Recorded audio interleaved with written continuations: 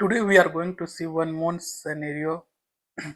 As the title says, deploying the web app with the persistence volume in the Kubernetes PVC pod NodePort explained in detail. Let's see the scenario in detail. DevOps team is working on a Kubernetes template to deploy a web application on the cluster. There are some requirements to create use the persistence volume to store the application code and template need to be designed accordingly. Please find more detail below. Create a precedence volume name as the PV Fusion. Configure the spec as a storage class should be manual.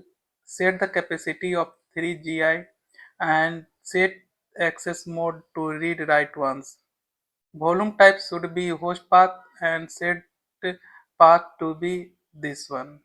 MNT security. Create a precedence volume claim name as the PVC Fusions. Configure the spec as a storage class should be manual. Request the 3 GB of the storage. Set exit mode to the read write once.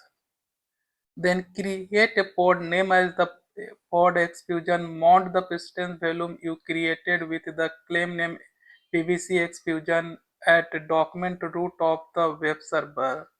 The container with the pods should be named as the container Fusion using the image Nginx with the latest tag. Only remember to mention the tag like Nginx latest. Create a NodePort type service name as the Fusions using the port 3008 to expose the web server running within the pod. So here is the complete YAML template fulfill all the requirement you are. Note we are going to use the init container. This container will be automatically create a index.html file inside the mounted volume before Nginx containers start. The init container run first and write the HTML file to the volume. Then Nginx container serves this file from the user shares Nginx HTMLs. So what we are going to achieve at the end of this lab, let's see first that one. So learn how to deploy the web application on the Kubernetes cluster using the persistence volume claim to store application data and creating a persistence volume using the host path, defining a persistence volume claim with the storage class manual, deploying a Nginx pod with volume mounted at the web server root, automating the content creation using the intent container, exposing the pod using the NodePort service on the port 3008. So in short, we are going to learn the concept of the persistence volume claim and how this we are going to use to store our data. So now let's see the YAML file one by one. First one is the persistence volume. API version is the V1. Kind is persistence volume. Metadata name of the persistence volume is the PBX fusions. Specs a storage class name is the manual. Capacity we are going to take the storage of 3 GB. Access mode we have the read write ones. Host path we are going to mount this persistence volume to MNT security of our host. Then we have the persistence volume claim. API version of the persistence volume claim is V1. Kind is persistence volume claim. Metadata name of the persistence volume PVC Fusion. A spec a storage class name is the manual. Access mode read write once. A resource request of the persistence volume is the 3 GB. Now we are going to see the pod YAML file. API version is V1, kind is pod, metadata, name of the pod is pod X fusion, label is the pod X fusions specs. First we are going to create one init container. Init container name is the init X fusion. Image we are going to use the BG box.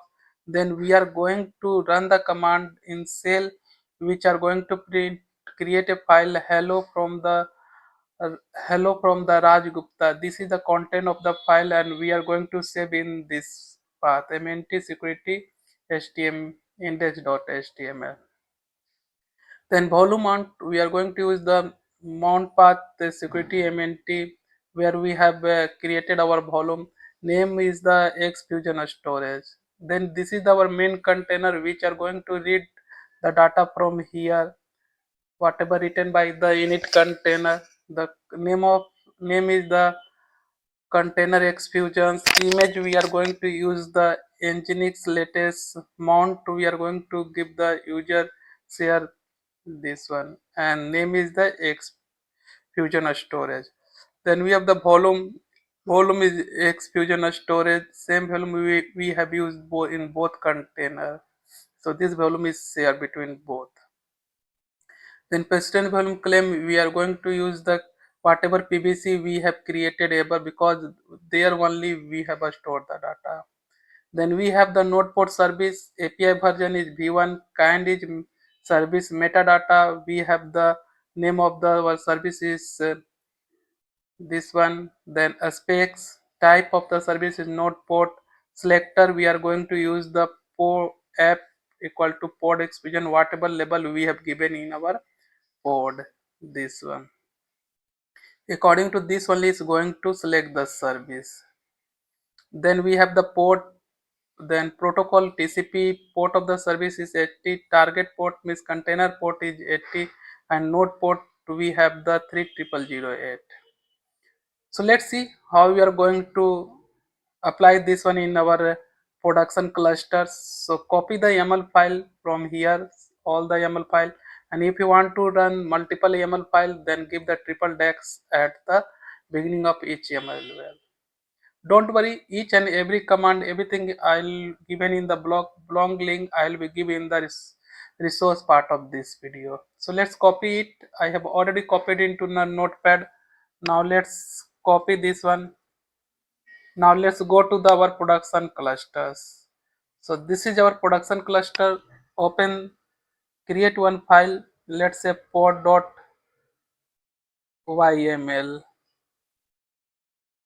Then go into insert mode, paste it, whatever we have copied, then save it, except colon wq. Then apply kubectl, apply -f pod.yml.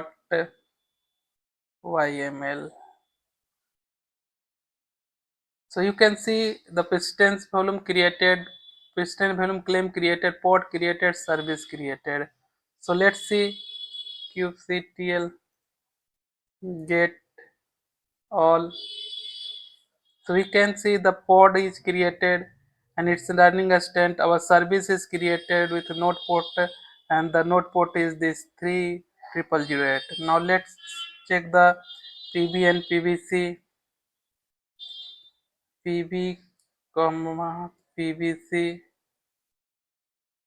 So we can see the PV and PVC are created which are bounded state. Okay.